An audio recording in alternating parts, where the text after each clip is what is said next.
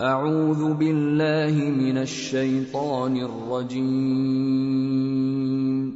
ألم تر كيف ضرب الله مثلا كلمة طيبة كشجرة طيبة أصلها ثابت وفرعها في السماء تؤتي أكلها كل حين بإذن ربها ويضرب الله الأمثال للناس لعلهم يتذكرون۔ کیا تم نے نہیں دیکھا کہ اللہ نے کلمہ طیبہ کی کیسی مثال بیان فرمائی ہے؟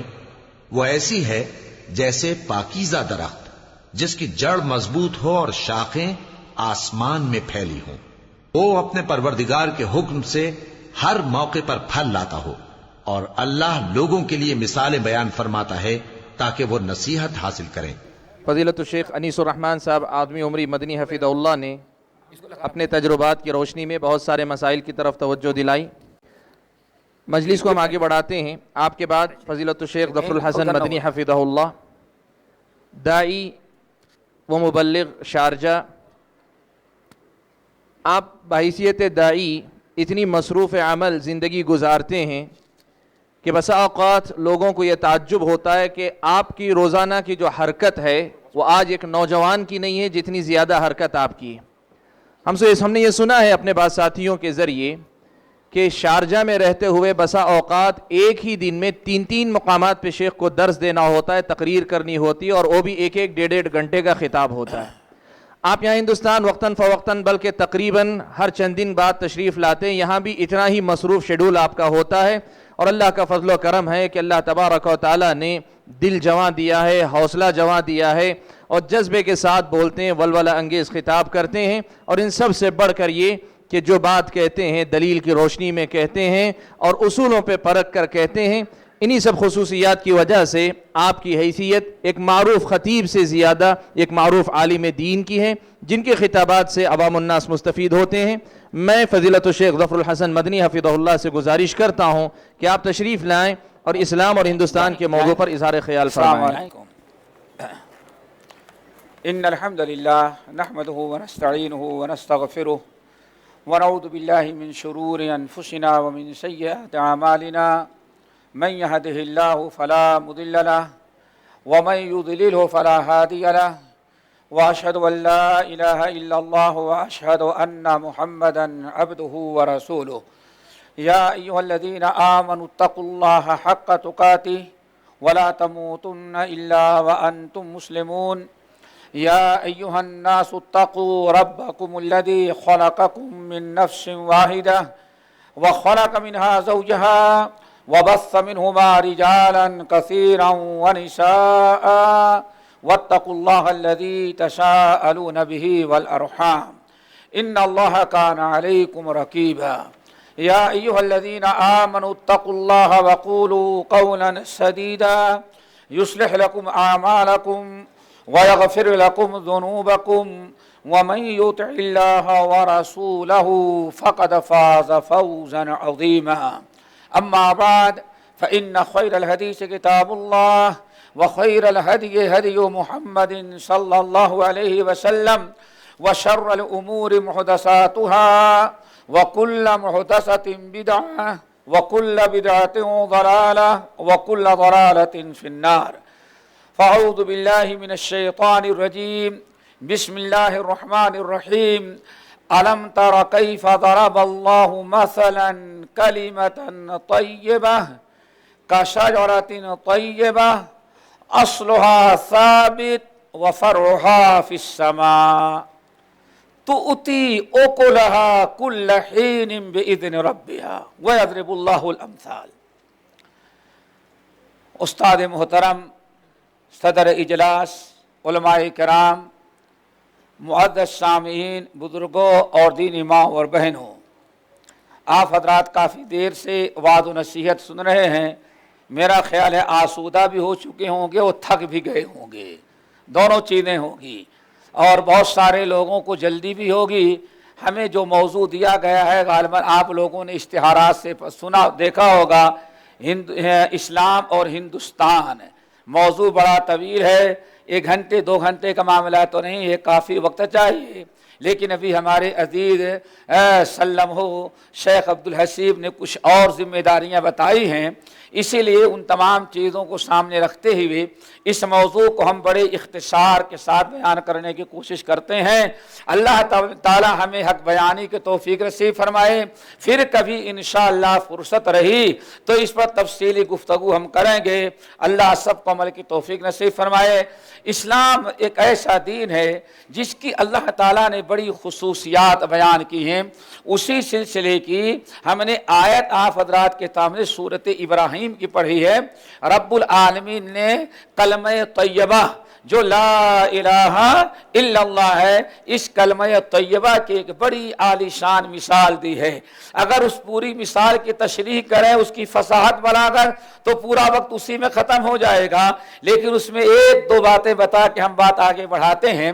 رب العالمین نے فرمایا، کیا آپ جانتے نہیں، معلوم نہیں ہے کہ اللہ رب العالمین نے کلمہ طیبہ کی ایک بڑی عالی شان مثال بیان کی ہے، لوگوں کو سمجھنے کے لیے، لوگوں کے دل و دماغ میں بیٹھانے کے لیے ایک بڑی زبردست مثال دی ہے، اور اللہ سب سے اچھی مثال دیتا ہے۔ مثال کیا ہے؟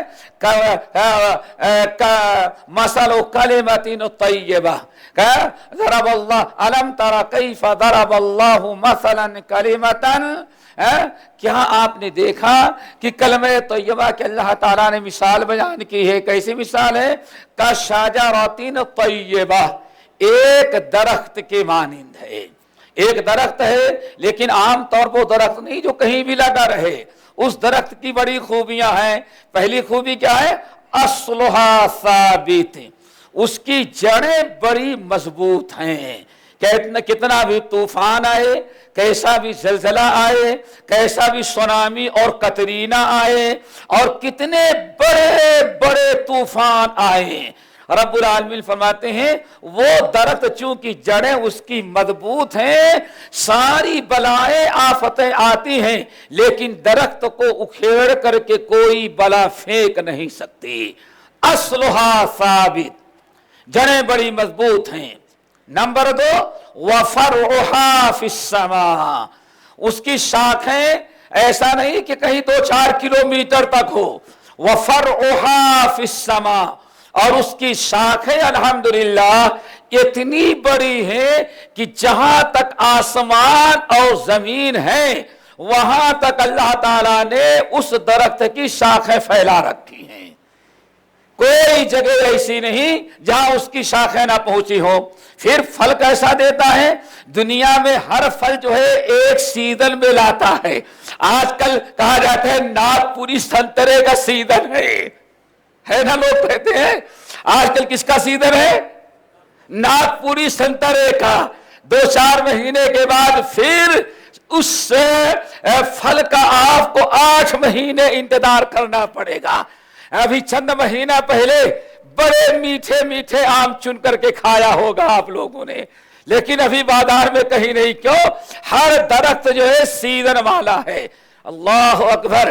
رب العالمین نے کلمہ طیبہ والا جو درخت لگایا ہے، تؤتی اکلھا کل حین باذن ربھا، وہ سال کے 12 مہینے ہر لمحہ وہ پھل اللہ تعالیٰ کے حکم سے لاتا رہتا ہے۔ اس کے پھل لانے کا کوئی سیزن نہیں کہ رمضان میں مسجدیں بھر جائے، یہ کلمہ بیکار ہے۔ وہ ایسا پھل والا کلمہ جو رمضان میں آپ کو مسجد میں لائے اور 11 مہینے بے ایمان بے نمازی بنا دی، اس کا مطلب وہ کلمہ جو ہونا چاہیے تھا وہ کلمہ آپ کو حاصل نہیں ہے۔ تؤتی اکلھا کل حین باذن ربھا، یہ کلمہ طیبہ کی بڑی تشریح تمثیل دی گئی ہے۔ اور اگر کبھی زیادہ پڑھنا ہو آپ لوگوں کو تو اس کی بہت ساری تفسیر مفسرین کے علاوہ ایک بڑے زبردست اہل حدیث عالم گزرے ہوئے ہیں، اللہ अल्लाह ताला उनके ऊपर अपना रहम करे और उनकी जन्नत कब्र को नूरों से भरे। किताब का नाम है रहमतुल लिल आलमीन का मौलाना कादी सुलेमान साहब सलमान मंसूरपुरी रहमतुल्लाह अलैह। इन्होंने जो किताब लिखी है रहमतुल लिल आलमीन, सीरत पर बेमिसाल किताब, ऐसी किताब ना पहले लिखी गई ना बाद में। आप उसको पढ़ें। आज अल्हम्दुलिल्लाह वो आपको उर्दू में मिलेगी, अरबी में मिलेगी, हिंदी में मिलेगी, इंग्लिश में मिलेगी। लिखने वाला एक जबान में लिखा था, पढ़ने वालों ने सारी जबान में कर दिया। वहां ये मसला बड़ा वादे तौर पर आपको मिलेगा। और आप तजर्बा करना चाहें, आज दुनिया के अंदर जितने मदाहिब हैं, सिर्फ एक ही मजहब है जहां से चला था वहां रह करके दुनिया में फल पहुंचाया है। बाकी सारे मजहब को देखेंगे, मजहब वाला कहीं पैदा हुआ, दावत कहीं दिया और उसका मजहब उस मुल्क से कहीं और भगा करके धकेल करके कर दिया गया।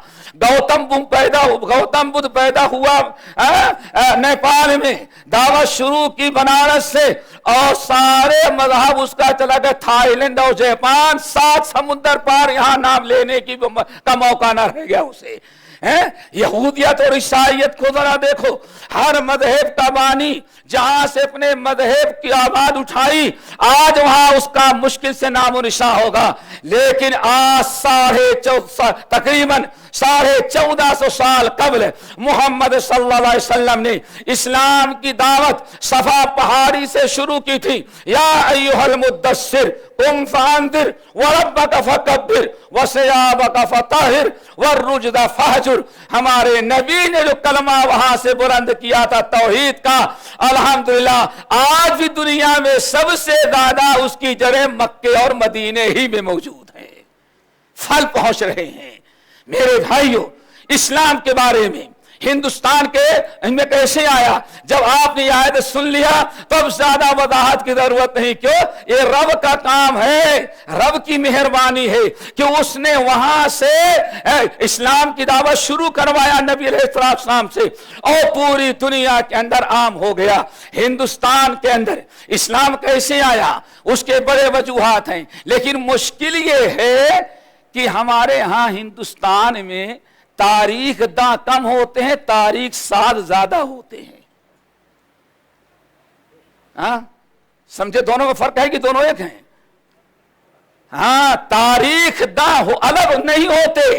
अक्सर हमारे यहां तारीख साज है, यानी असली तारीख को खत्म करके बना करके तारीखें लोगों को सुनाना।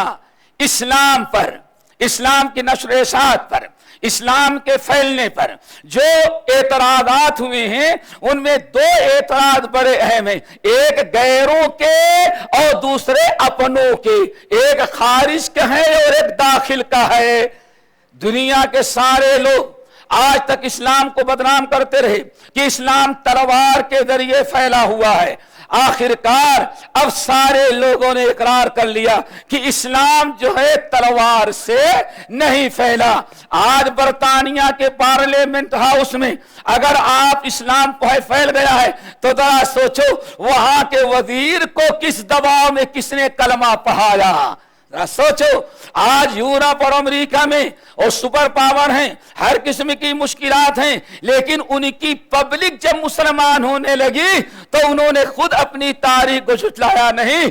इस्लाम जबरन तलवार के जरिए जबरदस्ती नहीं फैला है, बल्कि इस्लाम अपनी खूबियों, अपने कमाल, अपने अखलाक, अपने अदल, अपने इंसाफ, अपनी नदाफत, इसके जरिए इस्लाम फैला है। और पहले भी फैला और आज भी फैल रहा है और इंशाअल्लाह आइंदा हम उम्मीद करते हैं इससे भी ज्यादा इस्लाम फैलता रहेगा।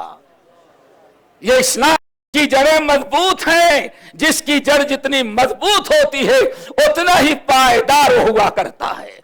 मेरे भाइयों, अल्हम्दुलिल्लाह ये मजहब इस्लाम, उन लोगों ने तो बात मान लिया जिन्हों का पहला एतराज था गैरों से, और हमारा अपनों का जो एतराज है, जरा गुस्सा तो नहीं होंगे पहले बताएं? भाई हमारे हाथ में डंडा भी नहीं है। सारे लोग तो डंडा उंडा लेकर थे, मेरे पास तो डंडा नहीं, कुर्सी भी पीछे है। कोई नहीं है। नाराज ना होइएगा। एक तो गैरों ने कहा इस्लाम फैला तलवार के जरिए, वो तो सुधर गए, अल्लाह ने उनको सुधार दिया कि इस्लाम से तलवार के जरिए नहीं। लेकिन एक हमारे अपने लोग थे, उन्होंने कहा इस्लाम सूफियों के जरिए फैला। आई बात समझ में? इस्लाम में कोई खूबी, इस्लाम का कोई कमाल, ये मौलवियों का काम नहीं, दुआत का काम नहीं, मुजाहिदीन का नहीं, अखलाक का नहीं, ताजिरों का नहीं, बल्कि खानकाह में बैठे बैठे सूफियों ने फैलाया। और फैलाया भी कैसे? दो मिसालें देते हैं।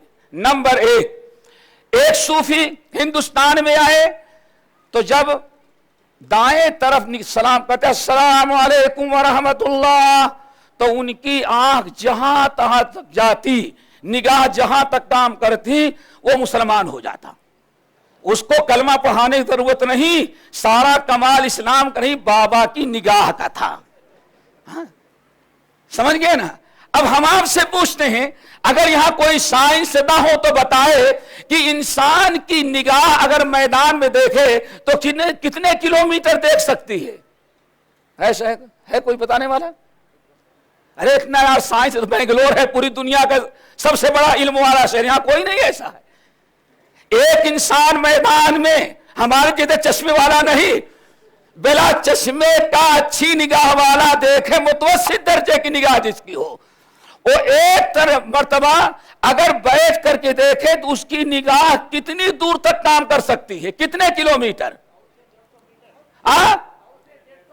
100 से 150 मीटर। अल्लाह तुमको जज़ाए खैर दे। चलो 150 रखो। हम ये कहते हैं अगर उस निगाह में इतना था, वो भी अजमेर वाले बाबा थे, तो अजमेर को तो एक ही दिन में मुसलमान हो जाना चाहिए था। पता चला निगाहों का कोई कमाल नहीं था। दूसरा दावा, इस्लाम फैला कैसे? अल्लाह अकबर। कहते हैं बस हजरत बैठे रहते थे, उनके पास जब आदमी आने लगता तो बड़े ही उसके साथ ऐसे देखते, बस कमरे में दाखिल होते ही कलमा पढ़ा, रिवर्स गियर वापस लगाया, चला गया। वो आगे उसको पहुंचने की जरूरत नहीं हुआ करती थी। आखिर इतना कमाल था तो ये सारे हिंदू बाकी कैसे रह गए? निगाहों में इतना कमाल था तो दोस्तों इतने काफिर बाकी कैसे रह गए? हिंदू भी रह गया। आखिर अंग्रेज आया, पूरे मुल्क के मुसलमानों को कत्ल किया। क्या ये आपके इस कर्नाटक के अंदर कोई वली नहीं थे? मैंगलोर में सैयद मदनी है, यहाँ पीर गायब हो गए, वहां शाह गायब हो गए, पता नहीं कितने होंगे। अंग्रेज फौज जब आई थी, सूफी निगाह डाल देता, मुसलमान हो जाते, सारा झगड़ा ही खत्म। कहां चले गए थे सब? तो ये दो बड़ा एतराज है, एक बाहर के लोगों का और एक अपनों का। दोस्तों अब आए तारीखी एतबार से देखें, ये तो तारीख साहबों का काम था, लेकिन तारीख दानों ने क्या बताया? अब बड़े इख्तिसार के साथ कहा जाता है कम से कम 6 असबाब थे इस्लाम फैलने के। हिंदुस्तान में इस्लाम जब आया तो कितने असबाब? 6। उनमें से सबसे बड़ा सबब अरब और हिंदुस्तान के आपसी तिजारती ताल्लुकात थे। इमाम इब्न साद, इमाम हाकिम, इमाम तबरी और इसी तरह से बराजरी ने फतूहुल बुल्दान में ये बड़ी अजीब से बात नकल की। दोस्तों कहते हैं कि नबी अलैहिस्सलाम मदीने तैयबा में हैं, अभी किसी सूफी का पैदा नहीं हुआ था, अभी सारे सूफी शायद माबैन सुल्ब व तराइफ भी नहीं थे। समझ गए ना? वजूद का तो जाने थे, लम यकुन शैअम मज़कूरा थे, लेकिन इसके बावजूद हिंदुस्तानी लोग नबी अलैहिस्सलाम की खिदमत में पहुंचे हुए हैं। 3 किताबों का हवाला मैंने दिया। नंबर 1 मुस्तदरक हाकिम, नंबर 2 तारीख तबरी और नंबर 3 फतूहुल बुल्दान। नबी अलैहिस्सलाम बैठे हुए हैं, نجران کا وفد آیا اچھی خاصی تعداد میں. راوی کہتے ہیں جب نجران کا وفد پہنچا تو نبی علیہ السلام نے نگاہ مبارک ڈالی ان پر، لیکن نگاہ ڈالنے سے کوئی مسلمان نہیں ہوا. رحمت للعالمین کی نگاہ ڈالنے سے کوئی مسلمان نہیں ہوا، نہ ابو جہل ہوا، نہ ابو لہب، نہ نجران کا عیسائی. جب سارے لوگ آئے نبی علیہ السلام کی نگاہ مبارک پڑی تو کیا فرمایا؟ کہنہم رجال الہند. اللہ اکبر. ارے آپ لوگ آئے ہیں، ان میں تو بیچ بیچ میں کچھ ایسے لوگ ہیں معلوم پتہ ہندوستانی ہے یہ. اللہ اکبر. پتہ چل گیا نبی علیہ السلام نے اپنی نگاہ مبارک سے ہندوستانیوں کو دیکھا ہوگا. اگر کوئی جاپانی دیکھا ہوگا تب کہے گا فلاں کے ہاں بیٹا پیدا ہوا بالکل جاپانی لگتا ہے، اور جس نے جاپانی دیکھا ہی نہیں ہوگا وہ کیا کہے گا کہ اس کی شکل کیسی ہے. نبی علیہ السلام کا نجران کے وفد والوں سے یہ کہنا، لوگوں کأنہم رجال الہند، یہ تمہارے ساتھ جو آئے ہوئے ہیں معلوم پڑا ہے کہ یہ ہندوستانی لوگ ہیں. اس بات کی دلیل ہے کہ نبی علیہ السلام کے پاس اندازہ یہ لگتا ہے تجارت کرنے کی غرض سے کچھ ہندوستانی ہندو مشرکین بت پرست اپنا نجران میں جو بسیرا ڈالا تھا، بس نجران کے عیسائی جب نبی علیہ السلام کے بعد مدینہ طیبہ میں تبادلے خیال کے لیے آئے تو صرف عیسائی نہیں آئے تھے بلکہ عیسائیوں کے ساتھ ہندوستانی ہندو بھی تھے. نمبر 2، آپ حضرات جانتے ہیں گورکھپور یوپی نیپال کا بارڈر، وہاں کے بادشاہ نے نبی علیہ السلام چاند کے 2 ٹکڑے ہوتے ہوئے دیکھا تھا. اس نے ایک وفد نبی علیہ السلام کی خدمت میں بھیجا تھا. سری لنکا کا بعد راجہ اس نے بھی ایک وفد نبی علیہ السلام کے پاس بھیجا تھا.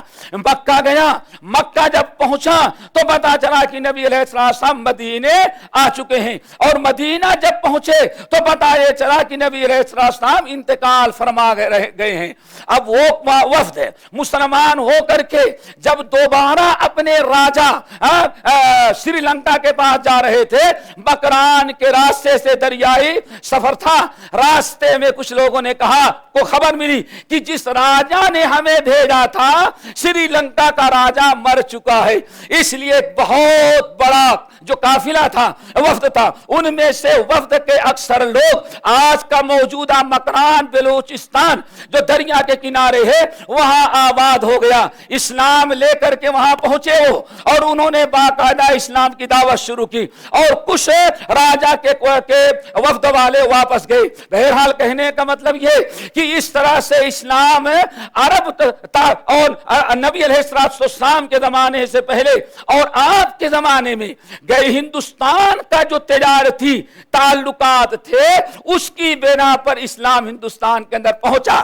اور آپ کہاں جاتے ہیں؟ بہت دور جانے کی ضرورت نہیں. بامبے کا محلہ چمبور کیا کہتے ہیں؟ کوئی بامبے والا کیا چمبور کہا جاتا ہے. یہی وہ مقام ہے جہاں بنو عباسیہ ہی دور میں عربوں نے بہت بڑا علاقہ اپنا بنا رکھا تھا، اور اتنی بڑی تعداد وہاں تھی کہ بامبے کا جو راجہ تھا اس نے باقاعدہ یہ کہا آپ لوگ مسجدیں بنائیں، آپ لوگ مدرسے بنائیں، اور آپ کے ہاں کوئی جھگڑا ہو تو ہمارا ہندو وکیل فیصلہ نہیں کرے گا، ہم تم لوگ طے کرو، جس کو تم طے کرتے ہو اس کو میں اپنی طرف سے تمہارا امیر اور حاکم متعین کر دیتا ہوں، وہی تمہارا فیصلہ کیا کرے گا. ذرا سوچو، یہ قرن اول کی بات چل رہی ہے میرے بھائیوں. نبی دوسرا طریقہ جو تھا اسلام ہندوستان میں آنے کا، الحمدللہ نہ صوفیوں کا وجود تھا، نہ خانقاہیوں کا وجود تھا، نہ اور کسی کا نام نہیں لیتا ورنہ بھائی غصہ ہو جائیں گے، ورنہ دل تو کہتا سب کا نام لے ڈالے جو دعویٰ کرتے ہیں. میرے بھائیوں الحمدللہ عمر نبی علیہ السلام کے انتقال کرنے کے 4 ہی سال کے بعد اسلام ہندوستان میں آ چکا تھا. ہندوستان میں صحابہ آ چکے تھے. تقریباً ہم نے جو اکٹھا کیا ہے تقریباً 25 से लेकर के 28 सहाबे कराम का, उमर फारूक, हजरत अली, अमीर मुआविया, उस्मान और यजीद के दौर तक, इन अदवार में जो सहाबे कराम इस्लाम की तबलीग के लिए, इस्लाम की नश्र इशाअत के लिए हिंदुस्तान आए थे, कम से कम उनकी तादाद 28 से लेकर के 25 सहाबे कराम है। अब जरा सोचो, 25 सहाबी आए, इखलास हो, तकवा हो, जबान में तासीर हो, किताबुल्लाह सुन्नत रसूल की दावत दे, तो पता नहीं उनकी दावत से कितने लोग मुसलमान हुए होंगे। सहाबा का दौर खत्म हुआ, बराबर सिलसिला जारी रहा। तकरीबन 42 ताबईन सहाबा इकराम से इल्म हासिल करके अपनी सारी जिंदगी हिंदुस्तान में इस्लाम फैलाने के लिए वक्फ किया था। ये खैरुल कुरून की बात चल रही है। फिर ताबईन के शागिर्द तबे ताबईन, इस तरह से अल्हम्दुलिल्लाह इस्लाम जो है हिंदुस्तान के खास तौर से साहिली इलाकों में पहली सदी में नहीं बल्कि नबी अलैहिस्सलाम के इंतकाल के बाद खिलाफत राशिदा खत्म होने के पहले ही पहले खुलफाए राशिदीन ही के जमाने में इस्लाम के दुआत, मुबल्लिगीन, मुजाहिदीन, किताब और सुन्नत की दावत देने वाले अल्हम्दुलिल्लाह आ गए थे। और एक बात और बताएं, ये तीनों सदियों में जो आए थे, आज लोग अगर हम अपने उस्ताद शेख अनीसुर रहमान हफिज़हुल्लाह के बारे में कहें, बहुत दिन का काम किया, बड़े शागिर्द, ये उठेंगे क्या किया, बस मदरसे में बैठ करके पढ़ाया, और क्या किया आप लोगों ने, और क्या किया। अल्हम्दुलिल्लाह इस बर्रे सगीर में कलमा पढ़ाना अगर हिंदुओं किसने सिखाया है तो जमात अहले हदीस थी, कोई और नहीं था।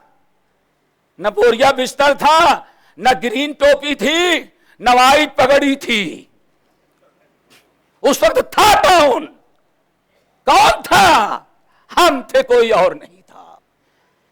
मेरे भाइयों, इसलिए कभी हमसे न कहो तुमने क्या किया।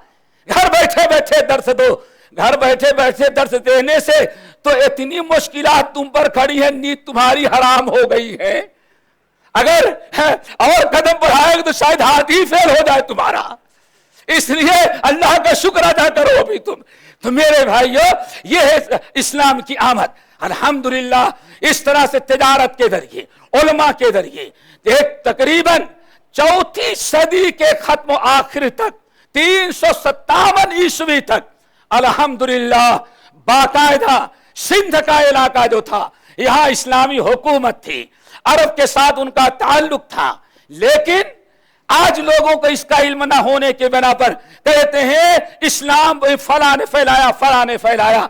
अल्हम्दुलिल्लाह इस्लाम सहाबा के लेकर के आए, ताबईन लेकर के आए, तबे ताबईन लेकर के आए। और जब मकरान में बसने वाले मुसलमानों की तादाद, जो मैंने बताया कि श्रीलंका के आने वाले हिंदू जब मुसलमान होकर के लौटे और एक बड़ी तादाद मकरान में ठहर गई, उन्होंने इतना इस्लाम की दावत दिया कि हजारों की तादाद में हिंदुओं को कलमा पढ़ाया और मुसलमान हो गए। वहां एक सरफिरा राजा मकरान में पैदा हुआ और वहां उसने जब देखा इस्लाम बड़ी तेजी से फैल रहा है तो मुसलमानों को अपने मुल्क से बदर करना चाहा। 2500, कितने? 250 नहीं, 2500 मुसलमान मकरान से हिजरत करके सिंध में आकर के आबाद हुए और इन्हीं मुसलमानों पर जुल्म होता रहा, जिसकी बिना पर 92 हिजरी 92 हिजरी में मोहम्मद बिन कासिम के हमला करने का जो राजा दाहिर पर सबब था, उन असबाब में से एक सबब यह था कि 2500 मुसलमान जो हिजरत करके पहली सदी हिजरी के अंदर मकरान से सिंध आए थे, उन पर जुल्म हो रहा था और उनके साथ ज्यादती हो रही थी। इसीलिए मोहम्मद बिन कासिम ने हमला किया। अब यहां फिर हो सकता है कोई कहे देखे मोहम्मद बिन कासिम आया तलवार लेकर के हिंदू बनाने वाला ना, तो क्या कहेंगे हम? इस्लाम हिंदुओं को मुसलमान बनाने नहीं आया था, मुसलमानों पर जो जुल्म हो रहा था उस जुल्म को तोड़ने के लिए आया था। अल्हम्दुलिल्लाह मोहम्मद बिन कासिम से पहले इस्लाम हिंदुस्तान में मौजूद था और जो इस्लाम था वो खालिस किताब और सुन्नत वाला इस्लाम था। یہاں تک کہ محمود غزنوی پہلا انسان ہے جس نے ساحلی علاقوں کے علاوہ شمالی علاقے سے پہاڑوں کو پار کرتے ہوئے اب اس نے حملہ شروع کیا. لیکن یہاں یاد رکھنا اسلام چلا تھا کہاں سے؟ کہاں سے چلا تھا؟ مکے اور مدینے سے. پہنچا کہاں؟ عراق. عراق سے ایران. ایران سے خراسان. خراسان سے آج کا موجودہ پاکستان. اب آ گیا ان لوگوں کے ذریعے اسلام آنے لگا جن کو خالص چیز جمتی نہیں. سمجھے؟ اسلام تو وہاں سے چلا تھا. یہاں آیا آپ کے ساؤتھ انڈیا کیرلا میں سیدھے چھلانگ لگایا پہنچ گیا. مدینے میں تھانہ کے قریب اسلام آیا, بحرین سے چھلانگ لگائے پہنچ گئے. سورت کے اندر اسلام آیا, گجرات میں پہنچ گئے. بھروچ کے اندر پہنچ گئے, سندھ میں پہنچ گئے. ہمارے U P Punjab, U P سی وی پنجاب پورا یہاں جب اسلام آیا تو اسلام بڑے چلتے چلتے بہت بعد میں آیا اور لگا ان لوگوں کے ہاتھ جن کو اصلی چیز ہضم نہیں ہوتی, ان کو چٹپٹا چاہیے. سالن میں ذرا مرچ کم ہو تو اچھا سالن نہیں. آئی بات سمجھ میں؟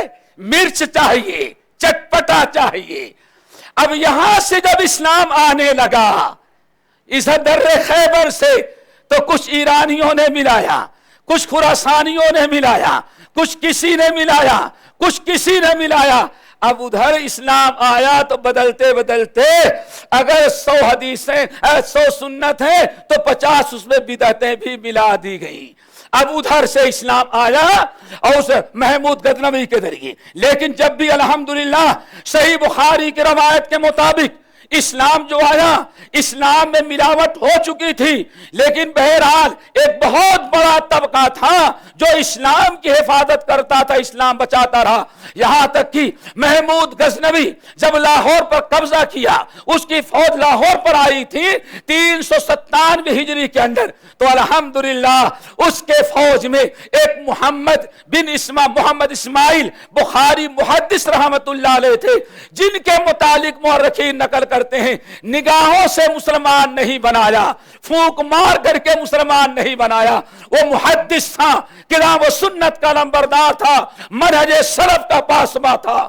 جب لاہور پہنچا اور کتاب و سنت کے ذریعے دعوت دینے کے لیے لاہور کو اپنا ٹھکانہ بنایا تو مورخین نقل کرتے ہیں کم سے کم اس اہل حدیث عالم محمد اسماعیل رحمت اللہ علیہ نے ان کی دعوت سے تقریباً لاہور اور اس کے ارد گرد 50,000 مسلم آدمیوں نے کلمہ پڑھا تھا. ایک تو رہی کتنے 50,000 لوگوں نے کلمہ پڑھا اور مسلمان ہوئے.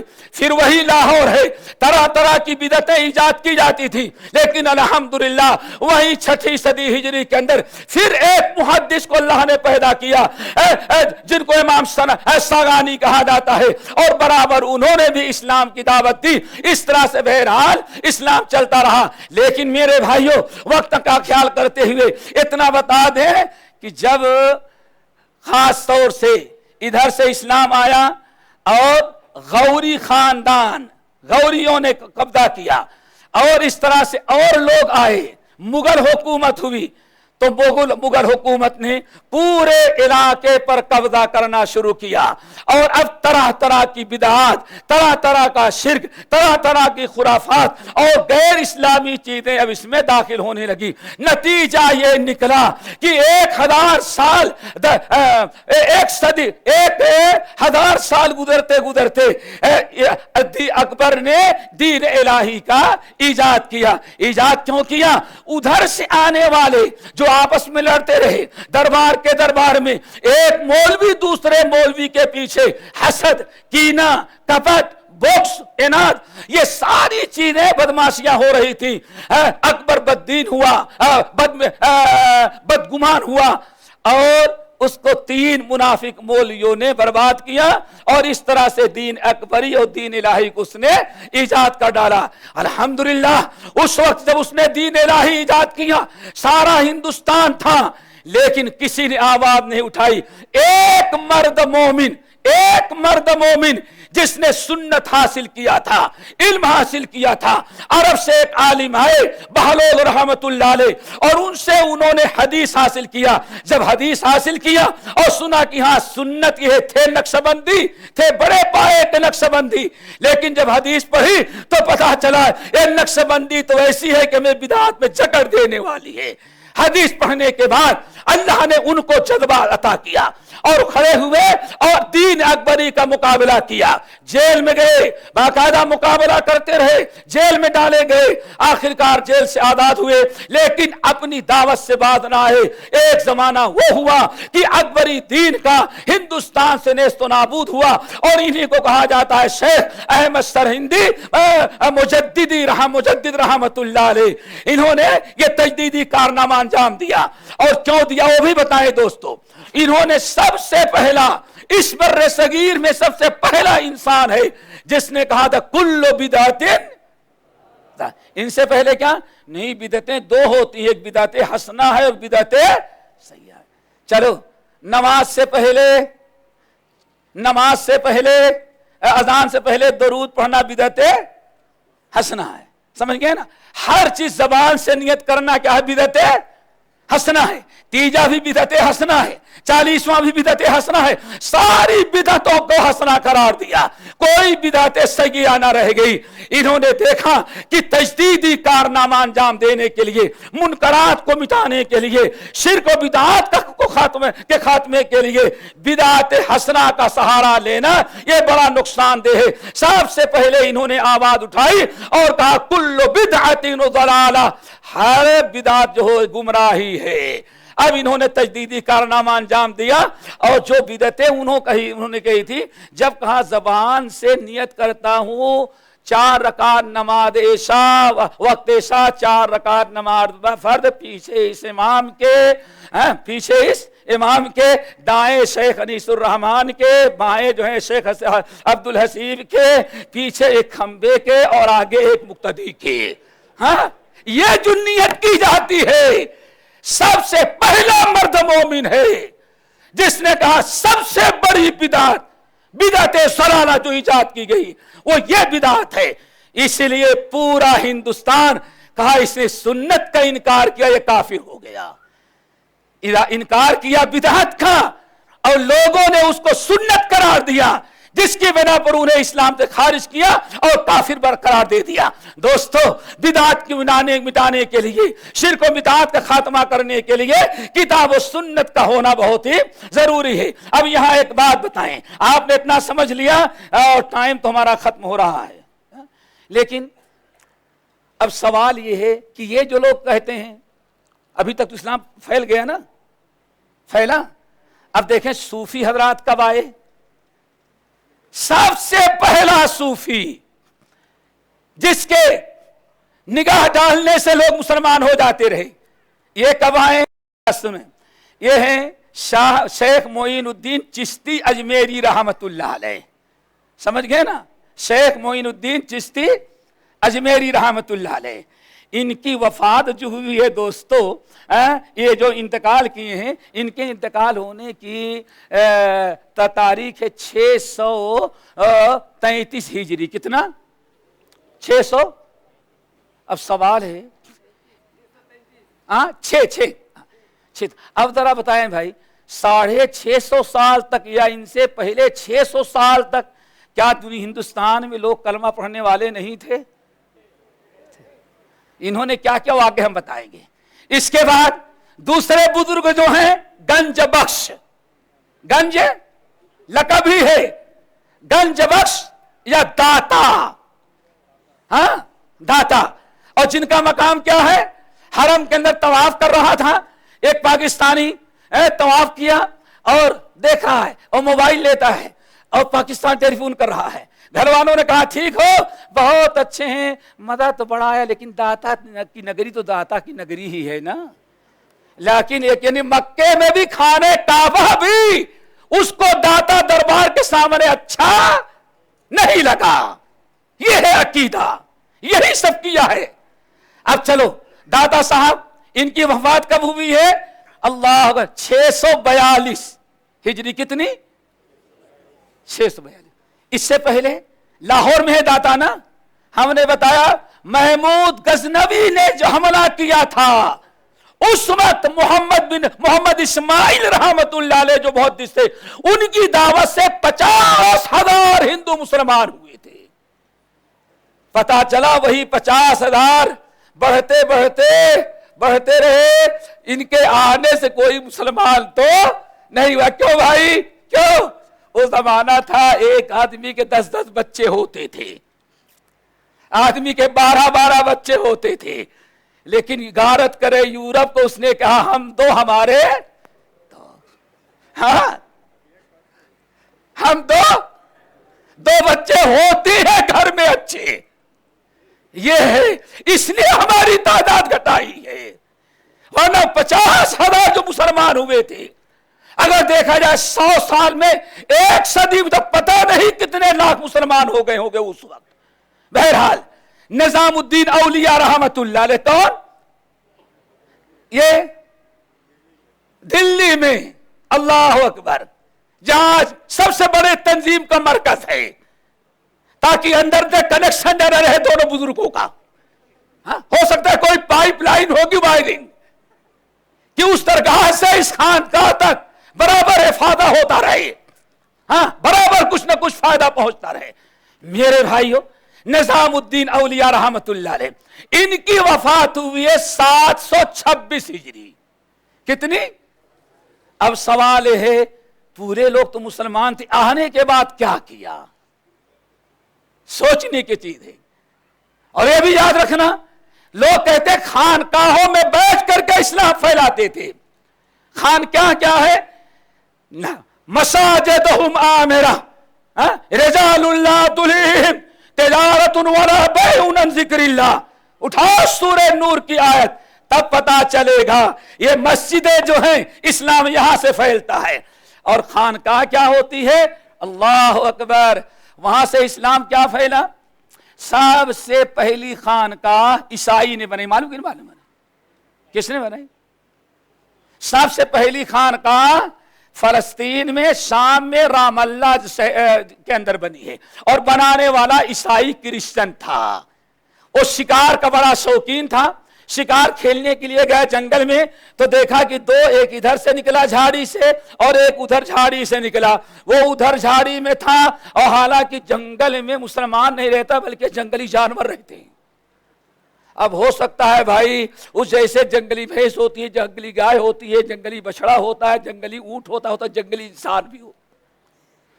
سمجھ گئے نا؟ دو انسان نکلے اور آنے کے بعد دونوں گلے ملے. گلے ملنے کے بعد دونوں نے ایک دوسرے سے معاملہ کیا. اس نے اپنے پاکٹ سے تھیلی نکالی اپنے پاکٹ سے، اور دونوں نے کھانا شروع کیا. اس شکاری عیسائی نے دیکھا یہ عجیب قسم کے لوگ ہیں. پوچھا کیا بات ہے، کون ہو؟ کہا ہم لوگ بس بڑے نیک ہیں، ہم نے دنیا کو ترک کر کے صرف اس درخت کے پتے کو کھاتے ہیں. یا کوئی کھانا دے گا تو کھا لیتے ہیں، ورنہ ہم لوگ کچھ کام سروکار نہیں رکھتے.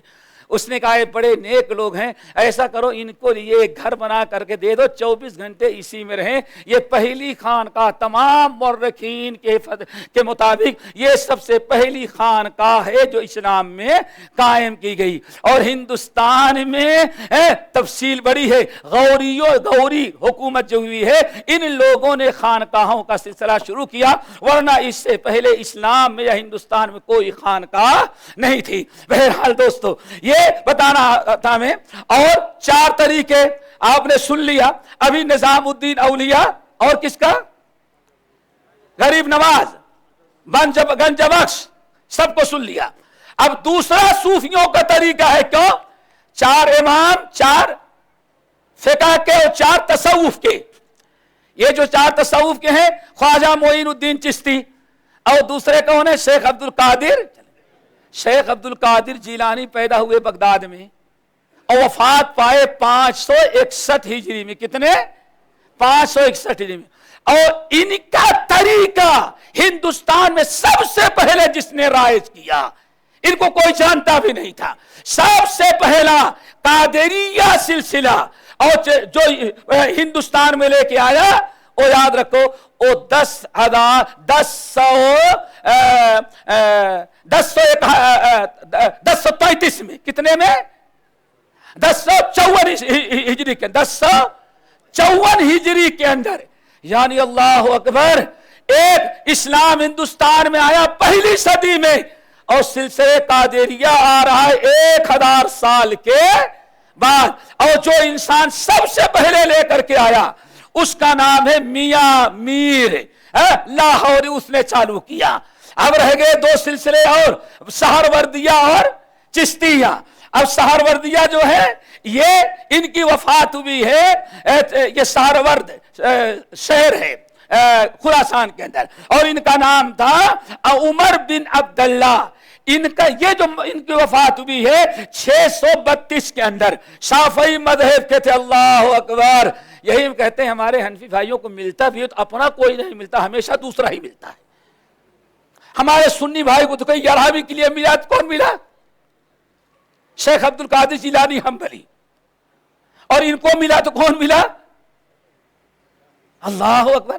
یہ سہروردی سلسلہ جو آیا الحمدللہ اس شافعی مذہب کے رہنے والے تھے، اور ان کا سلسلہ سب سے پہلے جس نے ہندوستان میں راج کیا وہ شیخ زکریا ملتانی رحمت اللہ 7ویں صدی ہجری کے بعد۔ اسی طرح سے نقشبندی ہیں، نقشبندی یہ بھی الحمدللہ ان کا سلسلہ سب سے پہلے بر صغیر میں جو لایا وہ اصل میں شیخ احمد سرہندی رحمت اللہ علیہ ہیں، جن کی وفات 1034 ہجری کے اندر ہوئی ہے۔ ہم یہ بتانا چاہتے ہیں دوستو، اسلام تو ان سے صدیوں پہلے آ گیا تھا، یا دوسرے لفظ میں سمجھو 7ویں صدی ہجری کے پہلے پورے بر صغیر میں نہ کوئی خانقاہ تھی اور نہ کوئی صوفی اور پیر فقیر پایا جاتا تھا۔ اسلام موجود تھا، مسلمان تھے، یہ سارے لوگ بعد میں آئے۔ لیکن اب ہوا کیا، ان لوگوں کا طریقہ اور ادھر اکبر کی بے دینی، یہ سب ملا کر کے دین اسلام کا کچھ اور رخ اندازہ بنا دیا۔ اور اگر آپ سمجھنا چاہے کیسے تو علامہ حالی رحمت اللہ علیہ، او دی جس سے توحید پھیلی جہاں میں، رہا شرک باقی نہ وہم و گمہ میں، ہوا جلوہ گر حق زمین و زماں میں، او بدلا گیا آ کے ہندوستان میں۔ کواکب نے مانے کرشمہ تو کافر، جھکے آگ پر بہر سجدہ تو کافر۔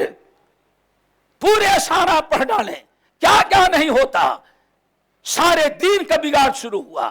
لیکن الحمدللہ ایک بات اور آپ کو بتائیں، یہ جو 10ویں صدی ہجری 11ویں صدی ہجری تک جو بگاڑ پیدا ہوتا رہا، اللہ رب العالمین نے صوبہ سندھی کے اندر ایک عالم پیدا کیا جس کا نام تھا علامہ امام ابو الحسن سندھی رحمت اللہ علیہ۔ ایک کتاب و سنت کی دعوت دیتے تھے، باقاعدہ محدث تھے، حدیث پڑھاتے تھے، لیکن یہاں لوگوں نے ان کو حدیث پڑھانے کی اجازت نہ دیا۔ ہجرت کر کے مدینہ طیبہ گئے، مدینہ طیبہ جانے کے بعد برابر یہ حدیث پڑھاتے رہے، کتاب و سنت کی نشر و اشاعت کرتے رہے، اور جب یہ ان کے بڑے شاگرد تھے اور سب سے بڑے شاگرد علامہ محمد حیات سندھی رحمت اللہ علیہ تھے، جب ابو الحسن سندھی الکبیر رحمت اللہ علیہ کا تقریباً 1138 ہجری کے اندر انتقال ہو گیا تو مسجد نبوی میں درس حدیث کی ان کے جو مسند تھی، جہاں بیٹھ کر کے حدیث پڑھایا کرتے تھے، وہ ان کے سب سے بڑے شاگرد الحمدللہ علامہ حیات سندھی رحمت اللہ علیہ کو بیٹھا گئے۔ علامہ حیات سندھی رحمت اللہ علیہ مسجد نبوی میں بیٹھ کر کے برابر حدیث کی دعوت دیتے رہے اور کتاب و سنت کی نشر و اشاعت کرتے رہے۔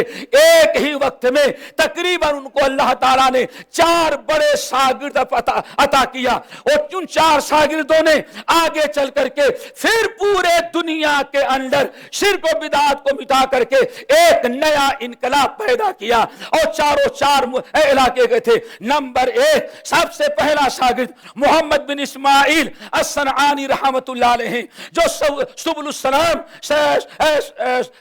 बुलूगुल मनाम के सबसे बड़े सारे हैं। अल्लाह ने उनको बहुत इल्म दिया। जब हदीस पढ़ी, पूरे यमन में जाकर के किताब और सुन्नत की दावत दी और बाकायदा इनकलाब लाया, और उनको वहां का जो हाकिम था, जो अमीर था, उसने तस्लीम किया, उनको उनकी मदद किया और देखा कि ये आलिम इस वक्त इज्तिहाद का मकाम रखता है और कुफ्र और शिर्क को मिटाना चाहता है, दीन में जितनी बिदअतें बीजात की गई हैं सबको खत्म करना चाहता है। वो मदद किया। मोहम्मद बिन इस्माइल अस्सनानी रहमतुल्लाह अलैह ये पहले शागिर्द है जिन्होंने यमन में किताब और सुन्नत की तहरीक चलाई और शिर्क और बिदअत को मिटाया। नंबर 2, दूसरे शागिर्द जो हैं शेखुल इस्लाम मोहम्मद बिन अब्दुल वहाब नजदी रहमतुल्लाह अलैह हैं, जिन्होंने हिम्मत बांधी और पूरे खलीज के अंदर किताब और सुन्नत की दावत दी, शिर्क मिटाया, बिदअत का खात्मा किया, खालिस तौहीद उन्होंने दुनिया के अंदर फैलाई। चौथे शागिर्द अल्लामा मोहम्मद फाखिर ज़ाहिर इलाहाबादी हैं, जिनकी वफात 1164 हिजरी के अंदर हुई है और उन्होंने पूरे हिंदुस्तान में दौरा करके किताब और सुन्नत को आम किया। फिर उसके बाद चौथा शागिर्द जो है शाह वलीउल्लाह मुहद्दिस देहलवी रहमतुल्लाह अलैह हैं, इन्होंने किताब और सुन्नत सीखी और वहां शेखुल इस्लाम इब्न तैमिया रहमतुल्लाह अलैह की और इब्न कय्यिम की किताबें मिली, लेकर के हिंदुस्तान आए और दिल्ली में बैठ करके खुफिया अंदाज में बड़े हिकमत से किताब और सुन्नत की दावत देना शुरू किया। इस तरह से इन चारों इमामों ने, मोहम्मद बिन इस्माइल अस्सनानी, इसी तरह से मोहम्मद बिन अब्दुल वहाब नजदी, अल्लामा फाखिर ज़ाहिर इलाहाबादी, शाह वलीउल्लाह मुहद्दिस देहलवी रहमहुल्लाह, इन चारों बुजुर्गों ने फिर दोबारा दीन को शिर्क और बिदअत से पाक किया और किताब और सुन्नत की दावत दी। शाह इस्माइल वलीउल्लाह जब इंतकाल किए, इंतकाल के बाद अल्लाह ताला ने उनके बेटे शाह अब्दुल अजीज से काम लिया। शाह अब्दुल अजीज के बाद उनके बेटे, उनके नवासे शाह इसहाक रहमतुल्लाह अलैह से काम लिया।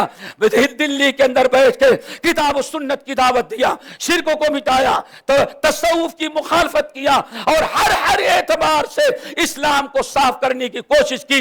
लेकिन अल्हम्दुलिल्लाह काम करते रहे। आखिरी उम्र में उनकी तमन्ना हुई कि हम मक्के में जाकर के कुछ दिन वक्त गुजारें। जब मक्के में जाने लगे तो 1253 हिजरी के अंदर जब दिल्ली से निकले तो शेखुल कुल मियां नदीर हुसैन मुहद्दिस देहलवी रहमतुल्लाह अलैह को अपने मसनद दर्स बैठाया और जिन्होंने 70 साल बैठ करके वहां किताब और सुन्नत की तालीम दी और अल्हम्दुलिल्लाह इस तरह से दोबारा खालिस इस्लाम, हिंदुस्तानी मुसलमान, पाकिस्तानी मुसलमान, यमनी मुसलमान, खलीज में बसने वाले मुसलमान नहीं बल्कि पूरी दुनिया के मुसलमानों को फिर तौहीद खालिस, वो इस्लाम जो अल्लाह के रसूल लेकर के आए थे, जो सहाबा ने हिंदुस्तानियों को पेश किया था, जो सहाबा ने कुर्बानियां देके बर्रे सगीर में फैलाया था, उस इस्लाम की फिर दावत शुरू हुई और अल्हम्दुलिल्लाह आज तक दावत चल रही है और इंशाअल्लाह क़यामत तक दावत चलती कि हिम्मत हार जाए, इंशाअल्लाह ये बराबर चलती रहेगी। और वही शेखुल कुल मियां नदीर हुसैन हैं कि जिनकी यादगार और जिनके मिशन को जिंदा करने के लिए आपके शहर बेंगलोर में कुल्लियतुल हदीस जामिअतुल इमाम सैयद नदीर हुसैन मुहद्दिस देहलवी कायम किया गया है। वक्त इससे ज्यादा इजाजत नहीं देता। अल्लाह ताला हम सबको नेक अमाल की तौफीक नसीब फरमाए और जो इस्लाम लेकर के अल्लाह के रसूल आए थे उस इस्लाम को हमें फैलाने की तौफीक दे। अक़ूलु क़ौली हाज़ा व अस्तग़फ़िरुल्लाह मिन कुल्लि ज़ंबिन व अतूबु इलैह।